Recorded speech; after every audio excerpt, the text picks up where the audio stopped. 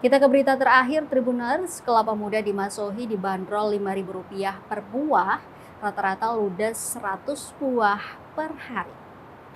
Kelapa muda di Pasar Binaya Masohi, Maluku Tengah dibanderol Rp5.000 per buah. Harga itu cukup ramah di kantong. Sekadar informasi, Maluku Tengah memiliki potensi kelapa yang melimpah. Mama Mary, 40 tahun, salah seorang penjual kelapa yang ditemui tribunabon.com Jumat 24 Oktober 2025 sekira pukul 9 waktu Indonesia Timur menunjukkan kelihayannya mengupas kelapa muda. Ibu 3 anak itu rata-rata menjual 100 buah per hari. Dimulai sejak pagi sekira pukul 7, Mama Mary mulai menjajakan kelapa muda hingga petang. Mama Mary adalah satu dari 3 ibu rumah tangga di Pasar Binaya Masohi yang menjajakan kelapa muda juga termasuk mengupas kelapa.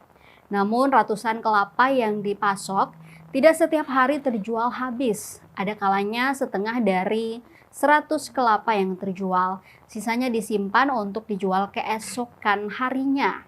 Mama Mary menyetok kelapa muda dari daerah Kilo serta Waipia, Kecamatan Amahai, dan terkadang juga di stok dari Nuanea. Dirinya mulai menjajakan kelapa muda sekira tahun 2019 silam dan dulunya ia hanya menjual kelapa buah.